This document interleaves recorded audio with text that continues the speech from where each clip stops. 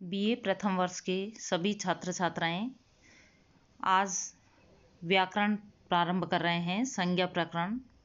संज्ञा प्रकरण में सर्वप्रथम हम पढ़ रहे हैं नत्वा सरस्वती देवीं शुद्धा गुण्यां करोमि अहम पाणिनि प्रवेशाय लघु सिद्धांत कौमुदीम।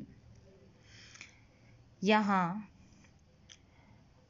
व्याकरणाचार्य कहते हैं कि अहम मैं वरदाचार्य शुद्धाम शुद्ध स्वरूप वाली गुण्याम समस्त गुणों से युक्त सरस्वती देवी प्रकाश रूपा सरस्वती देवी को नत्वा नमस्कार करके पाणिनि प्रवेशाय पाणिनि व्याकरण में सुखपूर्वक प्रवेश के लिए लघु सिद्धांत कौमुदी नामक ग्रंथ को करोमि बनाता हूँ।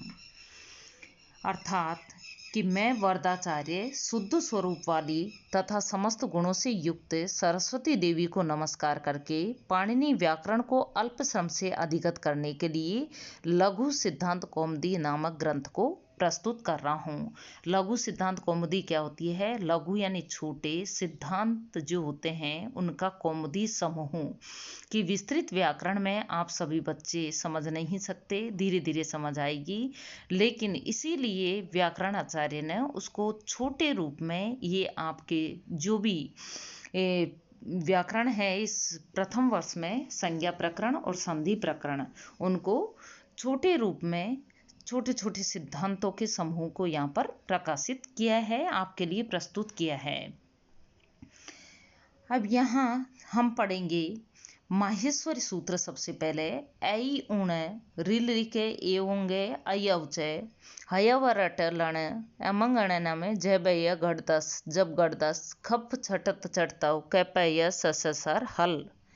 यहाँ प्यारे बच्चों सभी समझें, 14 माहेश्वरी सूत्र होते हैं जिनसे संपूर्ण व्याकरण का एक आधार माने जाते हैं।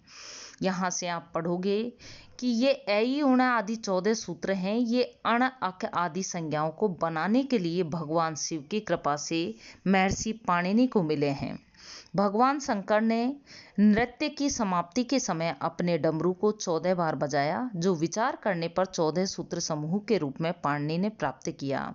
इन ऐ उण इत्यादि सूत्रों का प्रयोजन है अण आदि प्रत्याहारों की संज्ञा, प्रत्याहार बनाने के ये कार्य करते हैं और प्रत्याहार बना कर आपकी जो व्याकरण है उसमें महती भूमिका निभाते हैं। इन 14 सूत्रों के अंतिम वर्ण इत संज्ञक हैं और उस इत संज्ञक वर्ण का आदिर अंतेन संहिता सूत्र के साथ एक वाक्यता होकर अनादि प्रत्याहार की सिद्धि होती है। पाणिनि की तपस्या से प्रसन्न होकर भगवान शिव ने नृत्य की समाप्ति पर 14 बार अपने डमरू को बजाया, जिससे निकली ध्वनियों को पाणिनि ने 14 सूत्रों में उपनिबद्ध किए।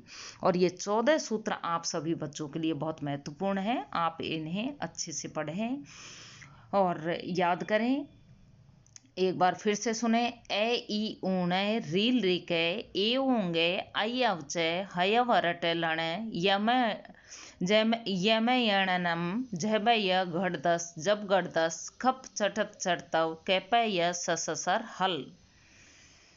आपके 14 माहेश्वर सूत्र हो गए। अब हम संज्ञा प्रकरण का प्रथम सूत्र प्रारंभ करते हैं। हलंत्यम उपदेशे अंत्यम हलित्यात्। उपदेशे अंत्यम हलित्यात् उपदेश आद्योच्चारणम सूत्रेष्वदृश्यम पदम सूत्रांतरात् अनुवर्तनीयम सर्वत्र। अर्थात उपदेश अवस्था में अंतिम हल वर्ण की संज्ञा होती है। सर्वप्रथम उच्चारण को उपदेश कहते हैं। सूत्र में दिखाई नहीं देने वाले पद को सर्वत्र ही अन्य सूत्रों से अनुवर्तन कर लेना चाहिए। यहाँ कहा यह गया है कि पाणिनि, कात्यायन और पतंजलि इन 3 मुनियों द्वारा जिस शब्द का जिस रूप में सर्वप्रथम उच्चारण है वही उपदेश है। प्राचीन आचार्यों जितने भी जो प्राचीन आचार्य हुए हैं उनके अनुसार धातु पाठ डुक्रेय आदि और सूत्र पाठ 14 माहेश्वर सूत्र आदि, गण पाठ, उणादि पाठ वाक्य लिंगानुशासनम आगम प्रत्यय ngीप ngीस आदि तथा आदेश यण सवर्ण दीर्घ आदि ये उपदेश कहलाते हैं। जैसे भू धातु में भू ये शब्द उपदेश है। यदि भू को गुण भो हो जाता है यानी ऊ को ओ हो गया तो यह उपदेश नहीं है। तो मूल धातु जो है, मूल शब्द है वो क्या है, भू, वही उपदेश कहलाता है। और उपदेश में उस भू में ओ हो गया तब यह उपदेश नहीं है। सर्वत्र ही अंत में स्थित हल व्यंजन वर्ण की इसी सूत्र से इत संज्ञा होती है। अनुवर्तनीय पद से अभिप्राय यहाँ पर है कि उपदेशानुनासिक इत हलंत्यम चूटू, ये 3 सूत्र इत संज्ञा करने वाले कहलाते हैं, किंतु दूसरे व तीसरे सूत्र में प्रथम सूत्र से इत पद की अनुवृत्ति कर लेनी चाहिए। इसी प्रकार सर्वत्र जानना चाहिए। तो यहाँ ये आपने सर्वप्रथम संज्ञा प्रकरण का पहला सूत्र पढ़ा, हलंत्यम। आप सभी बच्चों के समझ आ गया होगा। दूसरा सूत्र पढ़ रहे हैं हम, आदर्शनम लोपः है। अदर्शन यानी ना सुना जाना। प्रसक्तस्य दर्शनम लोप संज्ञम स्यात्, जो वर्ण उपस्थित होने पर भी दिखाई नहीं दे अथवा सुनाई नहीं दे उसकी लोप संज्ञा होती है। अर्थात विद्यमान पद या वर्ण जिसके रहते हुए भी जिससे कोई कार्य ना हो वह अदर्शन है। जैसे ए ई ऊण में न व सखान पद में न ना लोप है, सूत्र से नकार का लोप हो जाता है।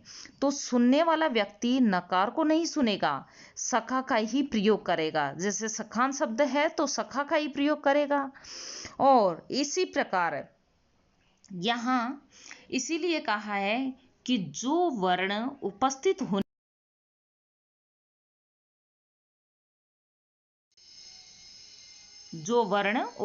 होने पर भी दिखाई नहीं दे अथवा सुनाई नहीं दे उसकी लोप संज्ञा होती है।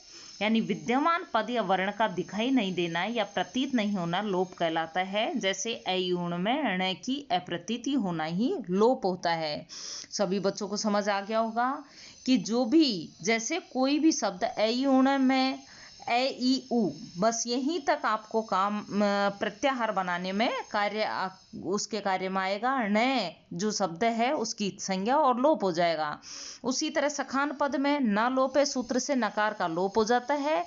तो सुनने वाला व्यक्ति नकार को नहीं सुनेगा, केवल जो मूल शब्द है सखा वही शब्द सुनाई पड़ेगा। इसलिए अदर्शनम लोप है, जो वर्ण उपस्थित होने पर भी दिखाई नहीं दे अथवा सुनाई नहीं दे उसकी लोप संज्ञा होती है।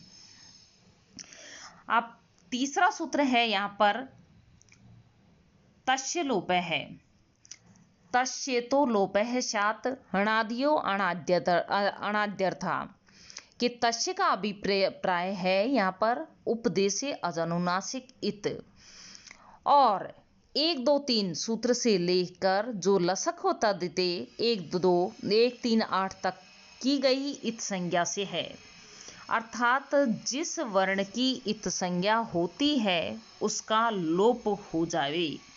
जब हमने पहले जो आपके हलंत्यम किया, हलंत्यम सूत्र में अंतिम इत संज्ञक वर्ण की इत संज्ञा हुई। जैसे अदर्शनम लोप है, सूत्र में आपको बताया कि अयुण है, लास्ट में ण है, उस ण की इत संज्ञा किससे होती है, हलंत्यम सूत्र से उसकी इत संज्ञा हुई। और यहाँ पर तस्य लोप सूत्र से उस शब्द का लोप होता है। जिस वर्ण की इत संज्ञा होती है उसका लोप हो। हलंत्यम उपदेशे अजनुनासिक इत आदि सूत्रों से जिस वर्ण की इत संज्ञा होती है उसका लोप होता है। किससे, तस्य लोप सूत्र से। ऐ उण आदि 14 माहेश्वर सूत्रों में ण आदि अंतिम इत संज्ञक वर्णों का प्रयोजन अण अक आदि प्रत्याहार बनाने के लिए होता है। उसके अतिरिक्त उस शब्द की इत संज्ञा और तस्य लोप से लोप हो जाता है।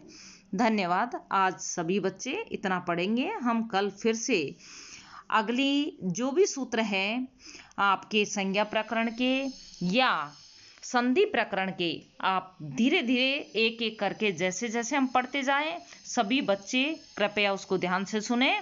और आज के ये तीनों सूत्र आप सभी बच्चे आपके लिख के और पढ़ के अच्छी तरह, और आगे हम इसका टेस्ट लेंगे, असाइनमेंट देंगे आपको, और सभी बच्चे साथ साथ प्रैक्टिस करते जाएं ताकि आपको अच्छी तरह लर्न होता जाए। धन्यवाद।